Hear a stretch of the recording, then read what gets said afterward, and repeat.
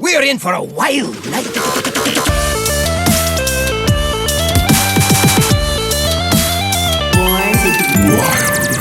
Welcome, everybody, to episode 88 of Born to be Wild, a Wild exclusive Hearthstone podcast where we have fun hanging out with friends, talking about the Wild format of Hearthstone and spotlighting members of the Wild community. I'm your host, as always, Nate Wolf, and it is great to be back on another Friday evening here in Portland, Oregon, where winter has descended upon us, which just means more rain. But I'm always happy to be back on Friday, and doing the show is always the highlight of my week. Hydralisk is not with us tonight. He's got some family stuff going on, and so he's doing okay, and we'll see him again in the near future. So tonight it is me and my good friend Electric Sheep City. Welcome back. How are you doing tonight? Meowdy, I'm doing rather well on this summer evening here in Southeast Texas. So I'm doing pretty good myself. Ready to talk about some wild Hearthstone goings on. Rock and roll. So, for those of you joining us for the first time, welcome aboard. Let me briefly explain how the show works. We record the podcast live every Friday evening at www.twitch.tv/born-to-be-wild-HS. And the video version of this podcast is then posted to YouTube the next day. Audio versions are also distributed to all the podcast apps. So however you're watching or listening or absorbing via osmosis this podcast today, thank you. Yes. Yes, you. Thank you. Absolutely. And also a quick content plug before we get into the meat of the show. So just a quick thank you to, and heartfelt thank you to Shaman and all of our patrons and supporters of our show. Your support does mean quite a bit to us. We really appreciate it. If you enjoy this content, please like, subscribe, comment on the YouTube video. It really helps us a lot with analytics and getting noticed. And also, one other way to support the show is to leave a quick review on iTunes, Spotify, Google Podcasts, or whatever your podcast platform of choice is, as that helps other people find the show, which is also very helpful. If you are someone watching this live on Twitch, we do have some awesome emotes that you can unlock by subscribing to this channel, which is free if you use your Amazon Prime. Finally, you can join our Patreon for some great bonus content for as little as $1 a month, with some more content coming soon. And we've been posting some free content there as well. Some kind of behind the scenes stuff and bonus stuff there that won't show up on a regular podcast feed. Finally, if you are interested in interacting with us personally, please join our Discord. It's a free and amazing online community of friends that we've made all throughout the world who enjoy hanging out and talking about Wild Hearthstone, as well as a bunch of other things. And we have a great time hanging out and chatting and making jokes and stuff. Links to all of this and more can be found on our website, www.born-to-be-wild-hs.com. All right, housekeeping aside, wanting to jump into the news here. Of course, there isn't much going on, but one thing that we did want to discuss briefly. So last week we brought up the idea of, hey, all these new cards are out for those of you who can afford to not disenchant your duplicates or can have the patience to wait to craft things. It may be a good time, as we always anticipate some balance changes early on with the new set. And so we got a post from Celestalon, I believe this was yesterday. It was very recently anyhow, replying to a question about upcoming balance changes and if there were going to be any and when they are. And the announcement was that yes, there will be balance changes. They're coming soon. And this was in response to a post that showed a bunch of the decks that are being brought to the Hearthstone World Champions, which coincidentally is this weekend. And so the follow-up is, number one, yes, there's going to be a bunch of balance changes. Yes, a bunch of the cards that are appearing in the decks that will be played in Worlds are going to get hit, and changes will be coming after the World Championship games. So I expect we'll see something soon. It could be as early as Tuesday next week. Don't really know, but yeah, if y'all could be patient for a little bit longer, you will probably get more dust for your disenchants. So anyhow, yeah, absolutely. And the fact that they are hitting a lot of the decks that were brought to Worlds that were from previous metas, odds are the decks the cards that will be hit will probably be some older cards rather than some newer cards. It's possible that some newer cards get hit too, but the target for these nerfs seems more to give some kind of room for the new decks and the new archetypes to breathe rather than to take anything that is a little bit out of control down a peg. So it's just things that were already there are still a little too strong.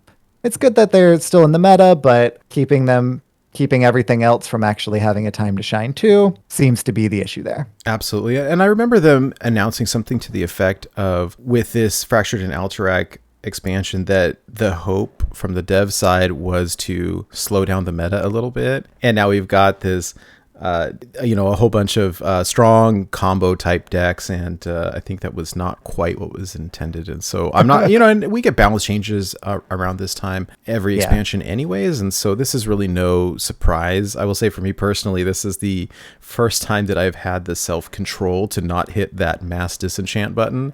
Every time I log in, I'm so tempted to do it, and I'm been able to hold off so far, so try to keep my willpower strong here. You're gonna have to be able to craft that golden Murabi. I was gonna say I need my 3200 dust to craft that gold Murabi. I'm so proud of you. Oh dear. Yeah, it was a really fun climb, not gonna lie. I love it.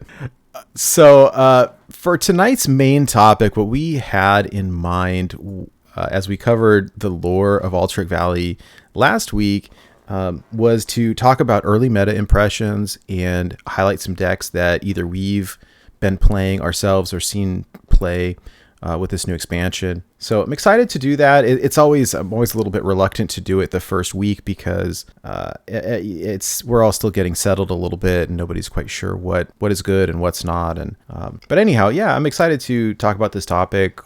Before I get into it, I did want to say that our friends at Tempo Storm have released a new Wild Meta Snapshot. This just came out December 14th. And so if you're looking for decks to play that you don't want to create yourself, they've got they're a great resource in terms of write-ups and strategies, and you can go there and copy and paste the deck codes. I think it was great that some of the decks that we saw in the Wild Meta Snapshot there are decks that include the new cards from the new set.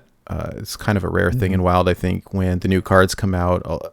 Quest lines aside, a lot of times we don't see new archetypes. I think the quest lines really changed everything. But yes, in this recent meta snapshot, Shaman has a brand new archetype. So Freeze Shaman is a thing. And by the way, it's quite good. Some other decks that are not necessarily new, but are back with new cards include Handbuff Paladin, got a bunch of support. Mechathune Warlock is back, and it's better than ever. And Cthulhu Druid, of all things, is a deck now. And Cthulhu, the new one that's broken into 4 parts. It's kind of crazy, but the new Guff hero, and so yeah, it's exciting. I like seeing it. I will say for me personally, I'm at Diamond 5 right now. Real life has sort of gotten in the way, but I've been playing as much as I can. And definitely, I think Shaman has been sort of the winner in terms of Wild with new cards. Something that Sheep and I had been working on early on in the expansion was to get together a list of decks featuring new cards. We compiled this big spreadsheet and posted it up on the website. And we had discussed when we see these, how are we going to determine whether or not the list is the same so that we don't have a bunch of duplicates on there. And so we started using the find function. We'd grab the code and hit find and search in there to make sure that there was no duplicates. And there must be 30, 40, 50, I don't know, different versions of Freeze Shaman, and some have Galakron, some don't. Some have Shutterwalk, some don't. It's just crazy, but the archetype has made this huge, I almost want to call it a resurgence, but I feel like it's new. Right. And it's just so exciting to see.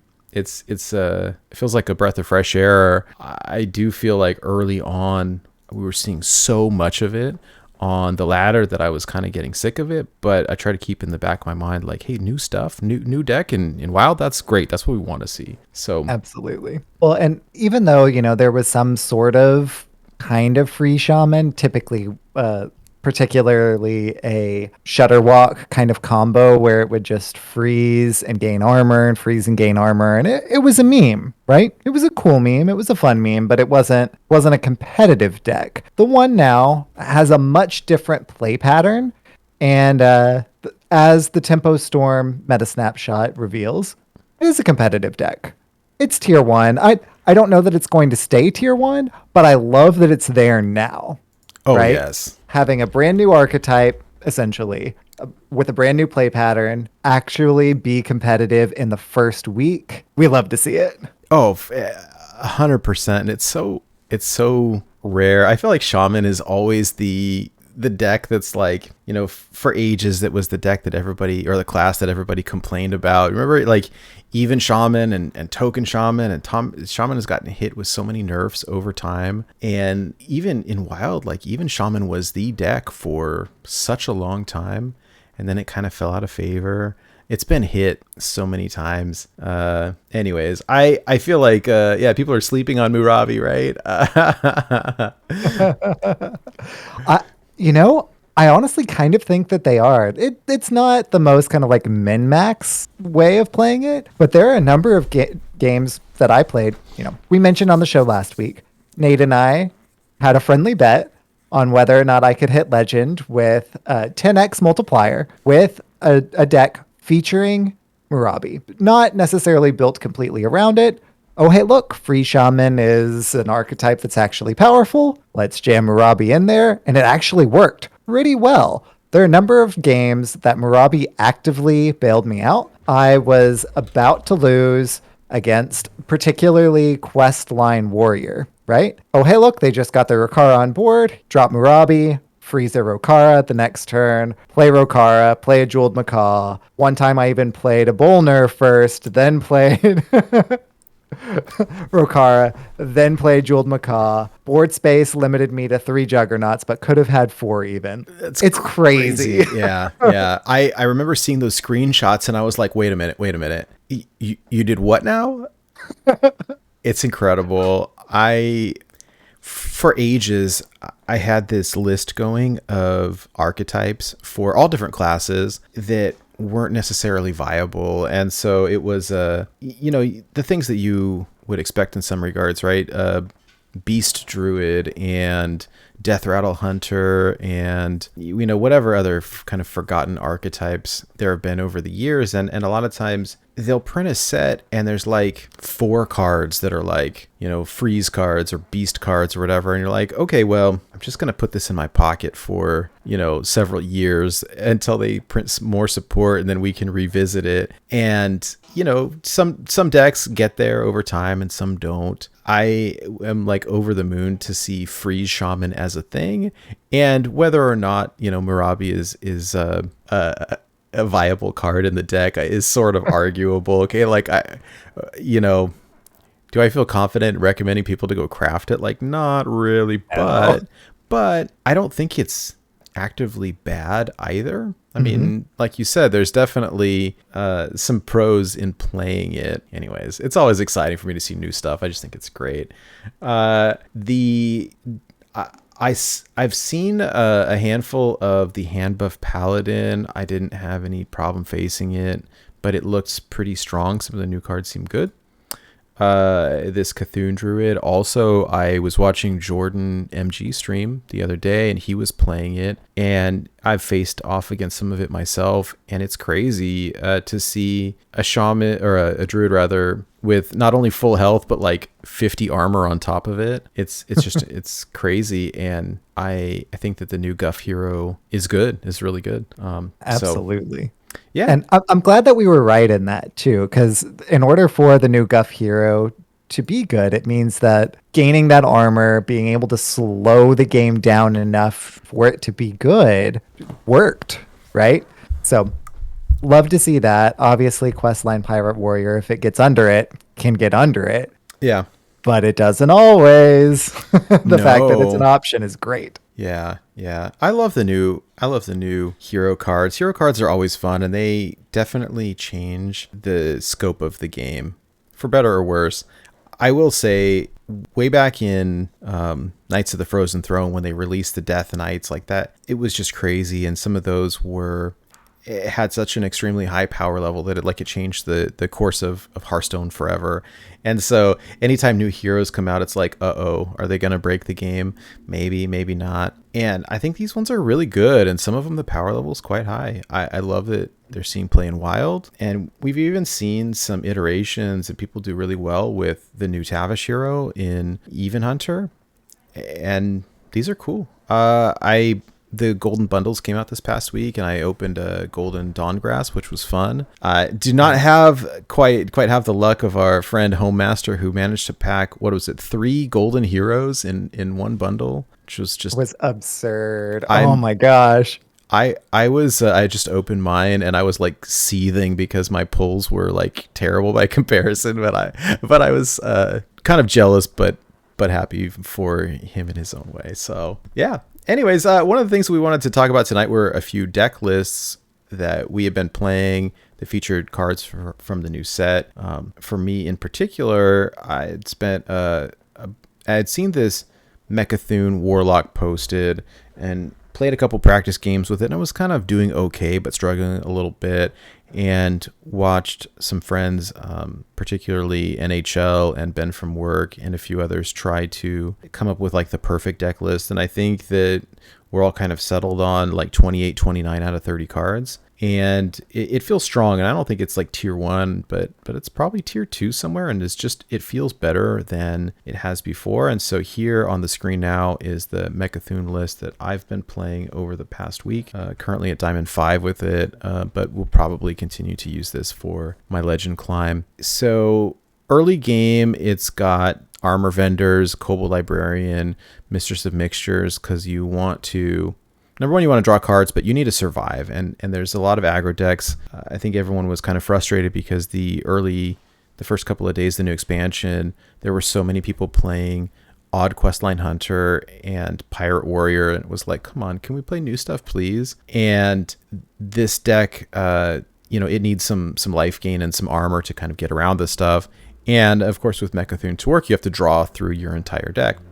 What I like about this version of it is that it's really versatile. It's running 2 Dirty Rats, which can help against other combo decks like Ignite Mage, whether it's the Drekthar version or like the APM Drekthar Mage or any other combo decks.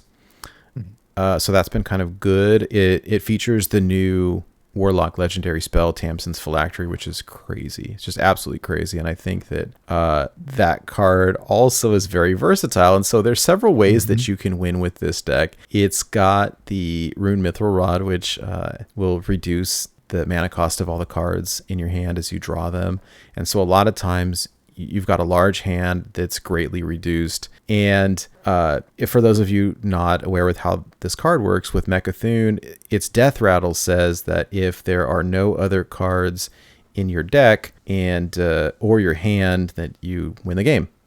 And so what you want to do is mill through your whole deck, or draw through your whole deck, leave nothing left in your deck, and have it on the board, discard your hand, and kill it, and then you just win. And it doesn't matter if your druid opponent has 80 health, like, you just win. It doesn't matter if your opponent has an ice block, you just win. And it's way back when we used Blood Bloom with the combo, and then there were some nerfs, and it was not quite as easy to pull off anymore. Now it's not that bad. You can reduce all the mana costs with the Rune Mithril Rod, where it's a lot easier to pull off here is like you can just play Mechathune on the board and we don't care if our opponent kills it or not, because Tamsin's Phylactery will still trigger its Death Rattle. I think the thing that we're scared of here is not so much Dirty Rat, it's the Dirty Rat in conjunction with something that fundamentally changes the card, like a Devolve or a Hex, or Devolve, Polymorph, Hex, something that changes it. Like, okay, we just lose, but aside from that, it feels solid, and Counterspell can be scary when you play Tamsin's Phylactery, but there's a lot of versatility here. And so, if you get Dirty Ratted, it's not the end of the world. The way that you can get this out without mana reduction is you play one of your little 1-cost minions here, and you use Shadowhunter Vol'jin to swap it for the Mechathune, and then Cataclysm to discard your hand, and there we go. We win the game. That being said, yeah, having Tamsin's Phylactery is like an alternate win con, and so if you don't get the chance to do that, doesn't matter. You still play a minion, and you play Tamsin's Phylactery and just select the Mechathune Death Rattle, and you win. I love that this features the new Warlock Legendary Hero, Dreadlich Tamsin, which is so much fun. So not only is it 3 damage to everything, so when you're facing off against a more aggressive deck, you can save yourself a little bit. You also draw 3 cards, which is greatly needed in this deck, but really nice overall. And then going forward, life tap for without paying the health penalty, and shuffling in a minion into your deck that's one of those play when drawn. So this has been an absolute blast. I ideally can make a little guide, whether it's in writing or video or something, but I've had so much fun playing this. It's a little bit complicated to learn at first. The idea is not too bad. Once you get the hang of it, it's pretty straightforward. So yeah, this has been a lot of fun for me. And so, I don't know, I see everybody complaining about the Owl OTK in Wild and think, well, this is kind of the more degenerate version of that, which is right up my alley. So I'm having a blast with it. And yeah, I don't know that I want to encourage people to play it because it's not fun to lose to. And I'm looking at this deck list here, and there are 2 cards that I'm missing in gold. One is Mechathune and one is Tamsin's Phylactery, and they're like on my craft lists. Just waiting for that rank 3 golden oh gosh, yeah, Alterac bundle so you can get the Tamsin's Phylactery in gold the good old fashioned way, huh? That's the hope. I actually pulled a copy of Vandar, and I was like actually really happy because you get a full dust refund on it. So it was, well, soon TM, yeah. but that's the plan. So yeah. Anyways, that's I've actually pulled both Vandar and Drekthar, so I'm very excited for soon TM. I love it. Love it. So the next deck that we're going to talk about is this Freeze Shaman. And so this version that we've got here, this is lovingly named Freeze Nate's Dust because I'll be crafting this Golden Murabi. But this is the deck list that Sheep Pit Legend with. And I played a little bit of Freeze Shaman early on, like the first couple days, to kind of see what it was about. There's some awesome combos in here. But I think, Sheep, you're the better person to talk about this deck because I have not played enough of it to be able to provide any meaningful insight. Yeah, sure thing. So by and large, specifically whenever I was playing, because I was playing really early on in the expansion release, so I was seeing a lot of the Odd Hunters and the Questline Warriors. So a lot of the kind of early game is more centered around surviving into the late game, right? So have, things like Armor Vendor, which I cut a second version of to jam Murabi in here. So we've got Armor Vendor, of course, the Flurgle Toxfin combo with Ice Fishing, Sleep Breaker to freeze the board, Snowblind Harpy to get more armor, Primal Dungeoneer to just churn through our deck. So that's kind of the early part of the matchup, right? After that, your opponent has filled up their board. The way that I won a lot of the time, particularly against the Questline Warriors, was with Snowfall Guardian. So Snowfall Guardian freezes everything on the board and then gains +1/+1 for everything that freezes. That card is crazy good, by the way. It's like I think for me, probably like the sleeper card of this set. It's so much better than any of us thought that it would be. Oh yeah. Yeah, that honestly, really, like I call this, Freeze/Murabi Shaman, but it should really just be called Guardian Shaman, right? Because that Guardian is 9 times out of 10 really the win condition here.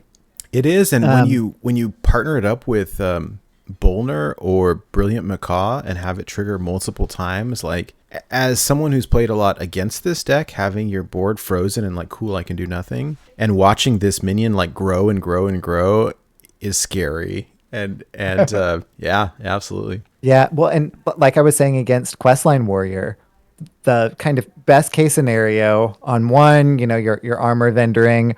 On two, your draw, ice fishing to thin your deck. Your sleep breakering. Perfect scenario is armor vendor, sleep breaker, which generates a wind chill. Wind chill's a frost card, so that activates Snowblind Harpy. So that's great. And then for, hey, maybe you even coin into Snowfall Guardian, which is awesome. So if you're against a questline warrior, then odds are their board is full to almost full.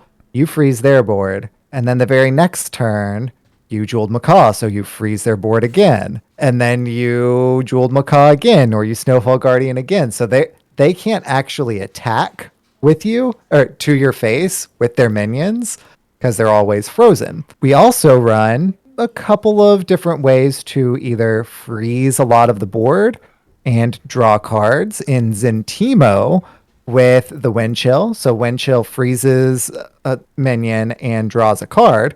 If you Zentimo Wind Chill, then you freeze 3 minions and draw 3 cards, which is awesome. Crazy good. I wasn't sure if it was going to work until I tried it, and I was like, oh wow, you draw 3? That's amazing. And then I see Armorn in chat mentioning, oh, it has Wind Fury. That's cool. Yeah, guess what? When you play Zentimo and then Wind Fury, guess what? 3 of your minions have Wind Fury, not just 1. And that's a potential win con right there. So it really is. Well, and with Living Dragon Breath, which is a 3 mana elemental minions, your minions can't be frozen.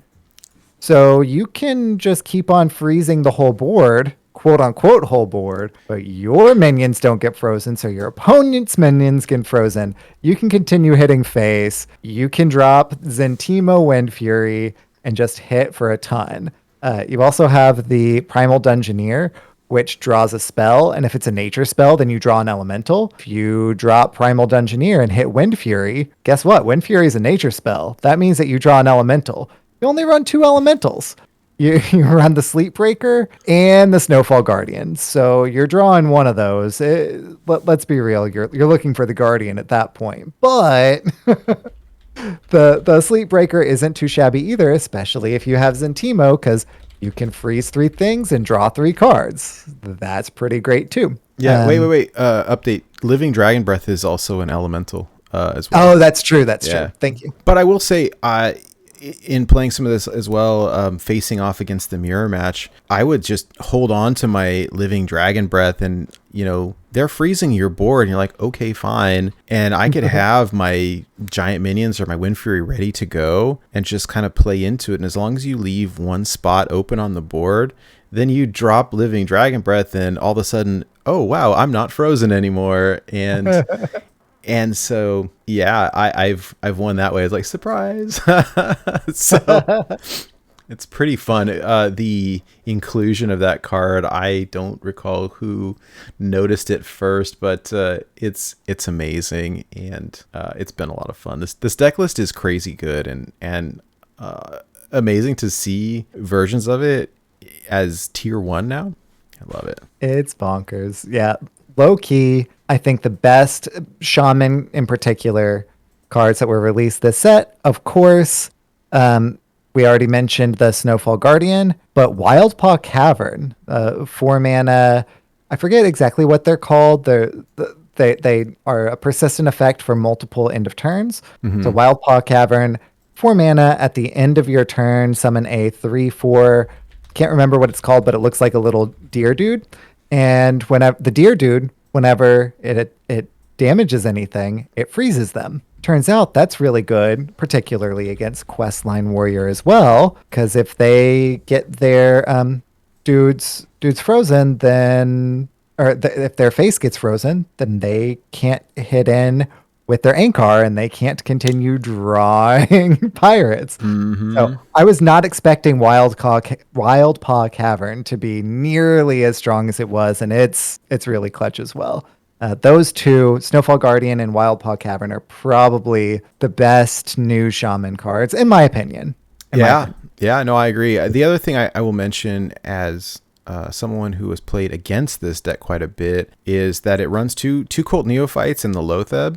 And depending on the matchup, like I've lost a handful of games to this because I got locked out. I spent the first, I guess, the tail end of last weekend and the first part of this week learning Ignite Mage, which is the fun police deck that everybody hates. I do think that the APM component of it is difficult to pull off efficiently. Even if you do the full combo, like you have to move super fast. This is without cheating, okay? But I've lost because I just couldn't play anything. Cult Neophyte and Cult Neophyte, and then they duplicate the battle cry, or Lotheb and duplicate the battle cry, and you can get locked out of games. And so I feel like this deck is also very versatile, and there's a lot of different ways to play around with stuff depending on the matchup. And I think that's why it ended up sneaking into Tempo Storm's tier 1 slot, right?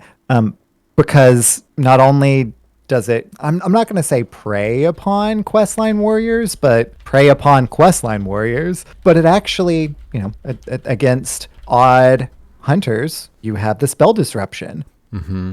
The number of times that I won against Odd Hunter, which I don't think was, really favorable for me, but because I had Lotheb into Brilliant Macaw while I'm continuing to build my board up, either with like Wild Paw Cavern, etc., where they can't interact with my board and I can hit them. That is, of course, also how you beat, like Nate was saying, Ignite Mage, or the other kind of OTK mage, Murabi style, right? It's just so versatile and can attack and interrupt your opponent in different ways while still building up your own win condition, like in a really synergistic way, rather than if I'm disrupting your win condition, then I'm not pursuing my own. This deck merges those two situations in a really elegant way. So I'm really happy with how the archetype turned out, and I'm really happy that Murabi slots in so nicely.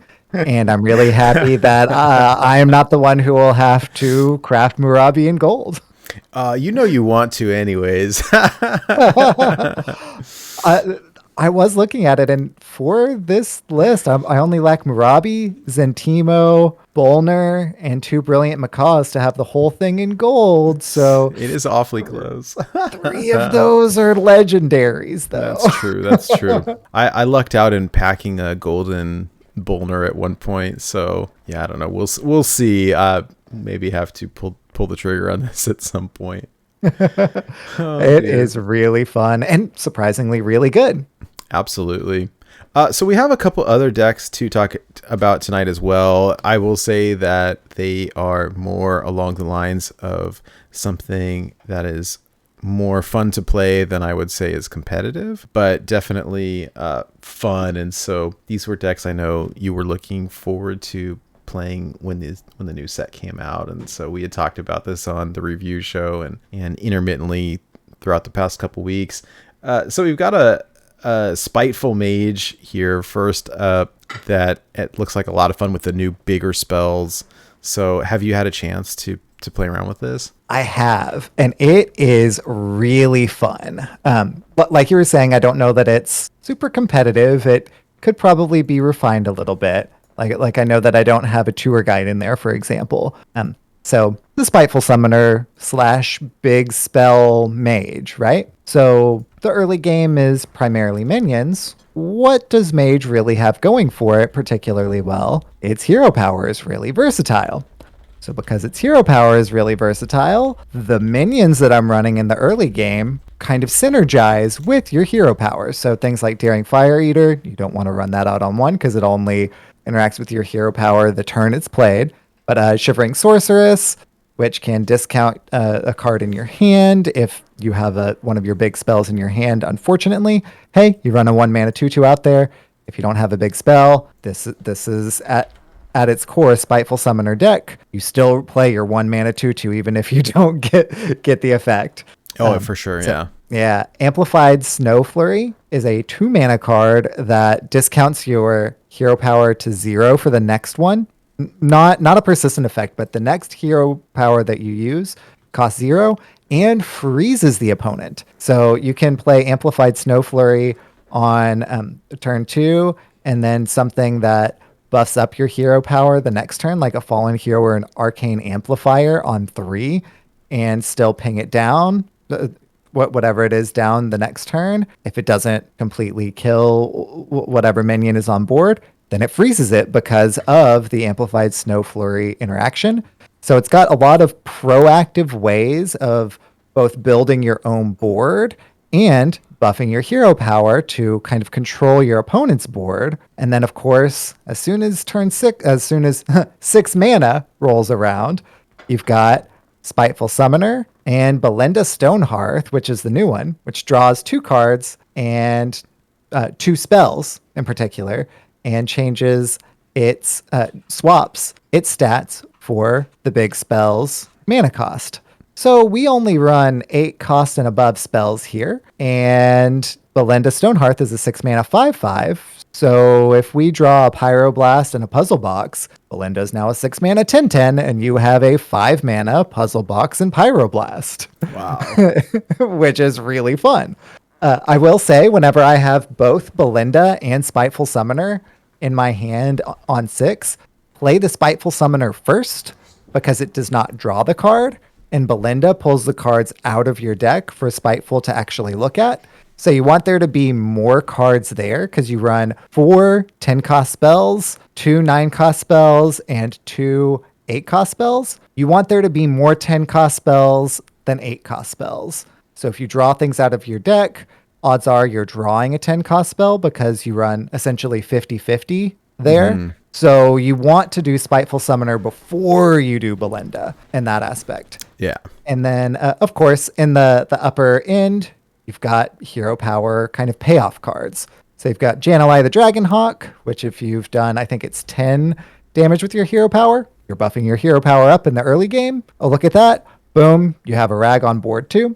Mordresh FireEye, which does 10 AoE to all of your opponent's stuff, including their face, which is great, and leaves behind a 10/10. And of course, Frostlich Jaina, because you are running so many different hero power synergy cards. Why not have your hero power make water elementals that heal you? Like, that just seems like a good thing. Yeah. Well, I'm just excited to play with the new cards as well, and this looks like so much fun. I love that Belinda is our diamond card for this set. I've managed now to get all the Pokemon evolutions of Belinda, so I'm sitting on the normal and the golden, and slightly disappointed that there's no full dust refund for that one, but I guess that's the power play, right, is to play the golden one instead.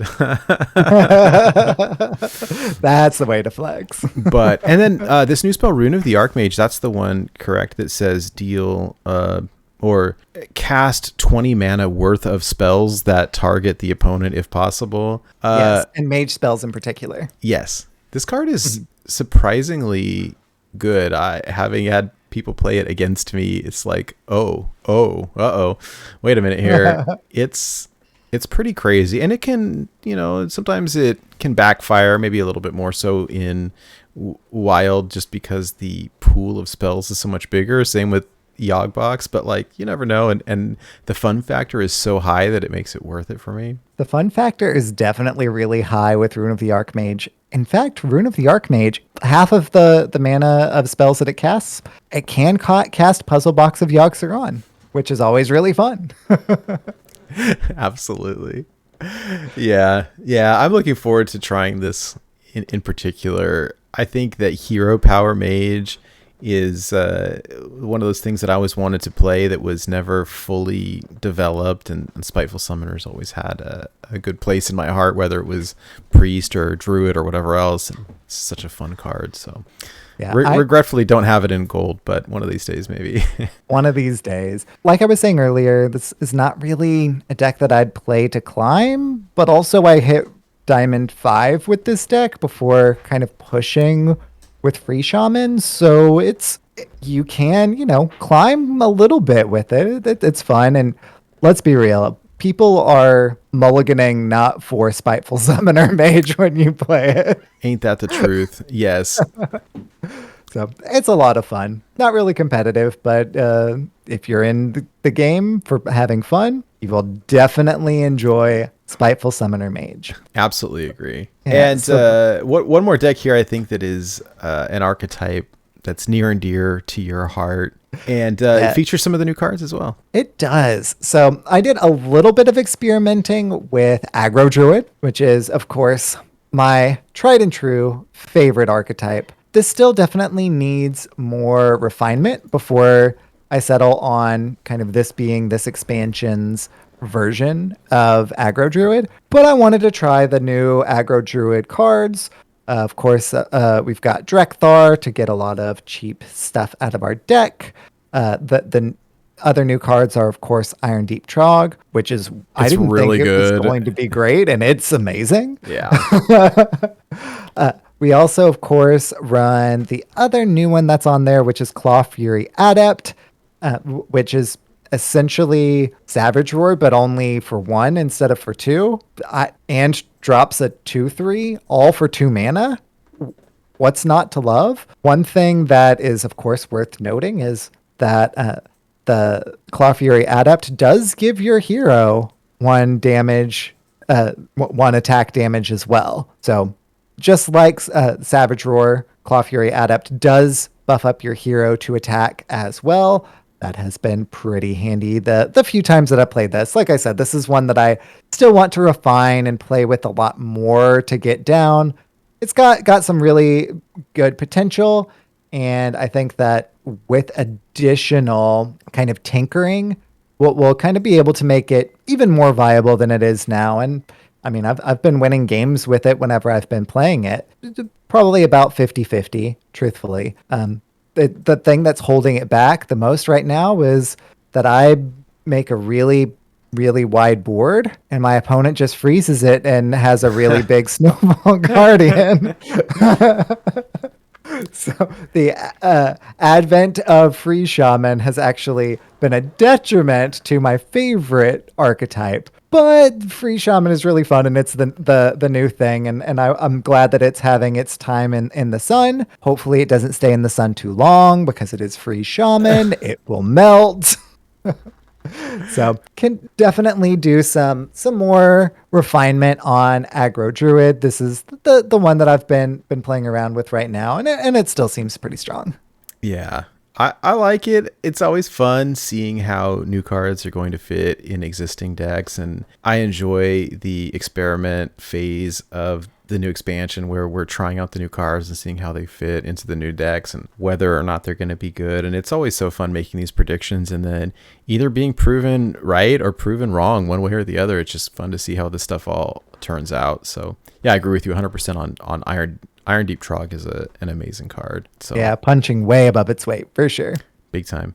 Yeah. So for those of you watching or listening, if you've got other new decks that you'd like to suggest to us that you think are good in the wild meta or even that are just fun, we would absolutely love to hear about it. So, reach out to us via Discord or leave a comment or something and definitely looking to try out new stuff. And so, yeah, but this is the quick snapshot of what we've been trying out and playing in the first couple weeks of the new set, and I'm sure we'll continue to play with these decks and continue to expand throughout this expansion. Absolutely. So speaking of kind of finding new decks, speaking of that thing, our listener series, season 4, will be starting soon.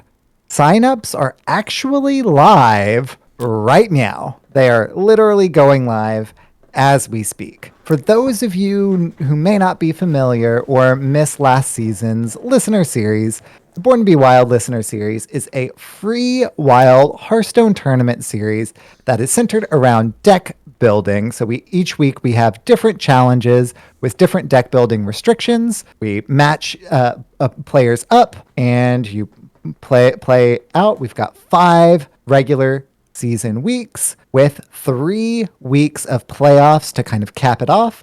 Our last season Jordan MG took in the crown. Wow, words are hard sometimes, y'all. So Jordan MG won the whole thing, is what I was trying to say there, and did it with style. So congratulations again, Jordan. If you want to give Jordan a run for his money, then sign up. Sign-ups, as I said, are going live right now. So check out the Born to Be Wild Listener Series Discord server, and the season proper will start with the very first week of competition beginning on January 9th. So bring your A, B, and C game. It's time to get wild in the Born to Be Wild Listener Series. I love it. And this is something that we are planning to try to integrate into our website as well. And so I've kind of found some fun ways to integrate what we are able to do with Google Sheets and Google Forms into the website. And so in terms of signups and weekly submissions and stuff, we can have a hub for that. There, like Sheep was saying, there is a separate Discord server for the listener series, but we'll be able to house a lot of it on the website as well for just for it to be easier to find for people. And something as well, when this show goes live, I'll make sure to post the sign up link on our website as well.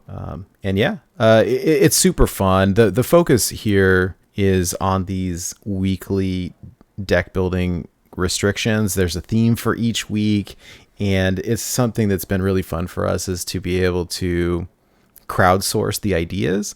And so whether it's just community members or past participants all submitting ideas for crazy weekly challenge ideas, it's been so fun to check out the different ideas and I don't know, really just kind of brainstorm mad scientist style how we can give y'all a run for your money. It's a great way to compete with other players with non-meta decks, because we are actively trying to look for ways to avoid the type of thing that you would see on ladder, but still foster a competition here. So we love people to sign up for this and play. And like she was saying, it's free as well. There's no cost associated with it. And historically, we'll try to cast one of the games each week after the show. So there's graphics and there's live commentary, and it's been a blast to interact with the community and see what kind of crazy things people can come up with. Absolutely. And like Nate was saying, if you ever get tired of the meta, a meta starts to get stale, the Born to Be Wild Listener Series meta never gets stale, because there's a new meta every single week. So there's a lot of it, particularly in the Born to Be Wild Listener Series Discord server. There's a lot of different experimentation and practice that goes into each week, that each of the different competitors kind of ends up growing a practice almost like cohort, which is really cool to see. So sometimes, like I said, it's a new meta each week. Sometimes metas actively are made in a week because of those practice partners, which is really, really cool to see. Not gonna lie. Yeah, I love that it encourages the community aspect that we like to foster here. The decks, because of the restrictions, are things that you generally probably don't want to play on ladder.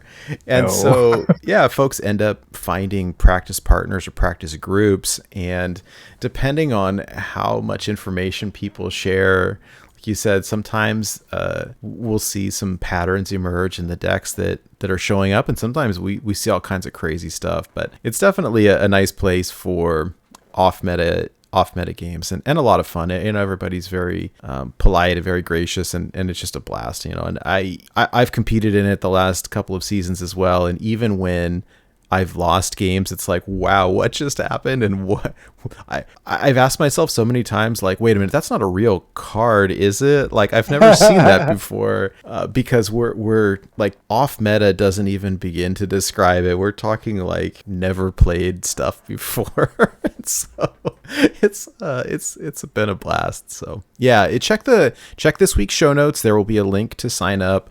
We'll make sure that link is available on our website and in our Discord, and we've got a separate Discord running for this as well. And so, really looking forward to this, and coming up right after the holidays here. So week 1 starting January 9th. Stay tuned for, don't stay tuned. It's there. Like Nate said. Week 1 is January 9. The signups are live now, so check it out. So speaking of competition, last week's listener series, last week's weekly challenge was conflict in Alterac Valley. So last week's challenge was to make a deck that is themed with minions that are only from the same faction. So Alliance or Horde, looking at the core races. So for Horde, that would be like Orcs, Trolls, Taurens, Blood Elves, Goblins, and Undead Forsaken.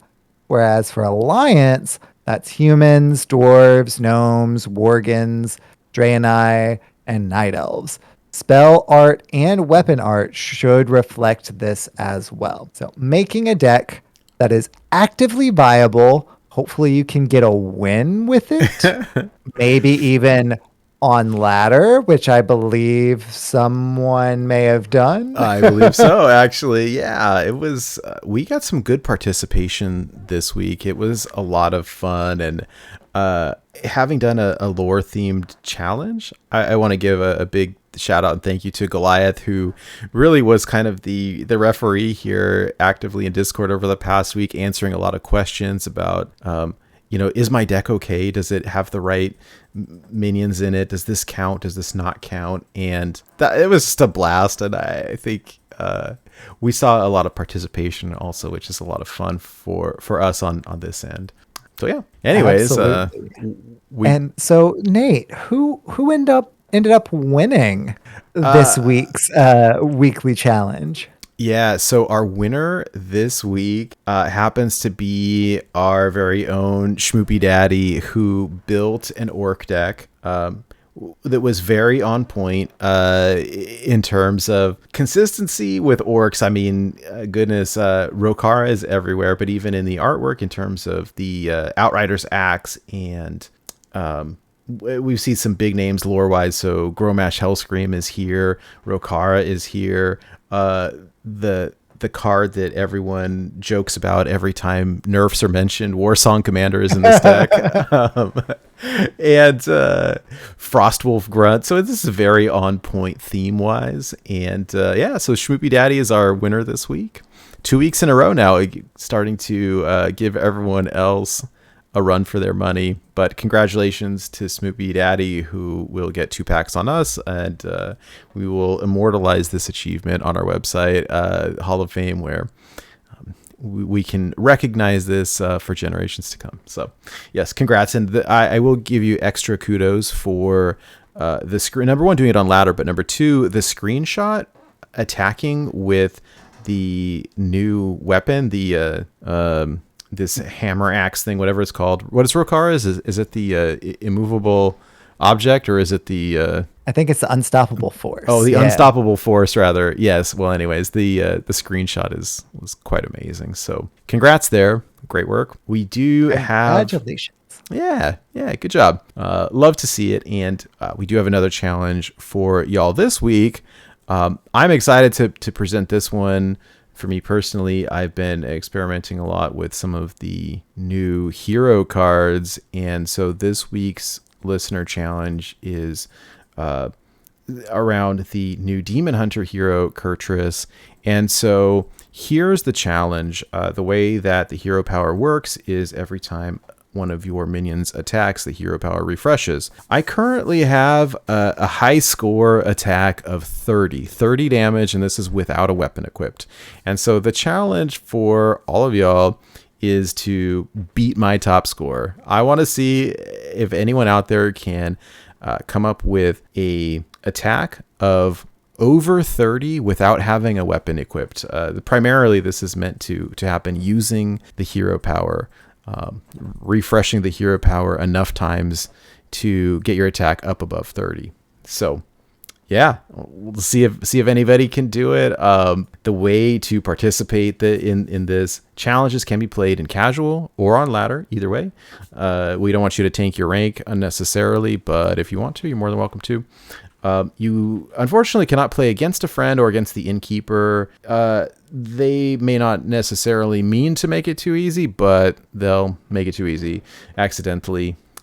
take a screenshot, post it in our Discord in the weekly challenges channel. The winner then will be announced on next week's show, or our next show. Receive 2 Hearthstone packs on us of your choice and be immortalized in the Hall of Fame on the Born to Be Wild website.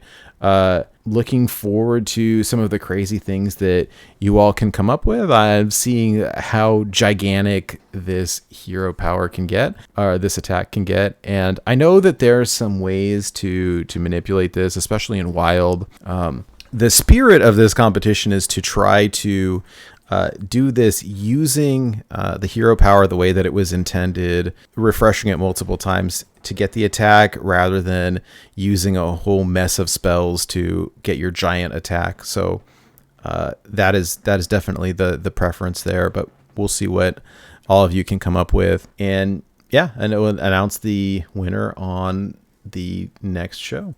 Absolutely. I cannot wait to see just how high that attack can go and see if y'all can beat Nate's score of 30. So 30 seems like a pretty solid, that's the amount of health you start with. So that's a really good bar to set to hopefully hurdle pretty quick. I hope so. I'm curious to see how it can work. And I've been experimenting with some things on my end. I've got some ideas, but we'll see. We'll see what people can come up with. Anyhow, that's about it for us for this week's show. It's a short week for us, but we're excited to be here and to have all of you join us and listen and play along with us. For more Wild content or to see where you can interact with us individually, please visit us online at www.borntobewildhs.com.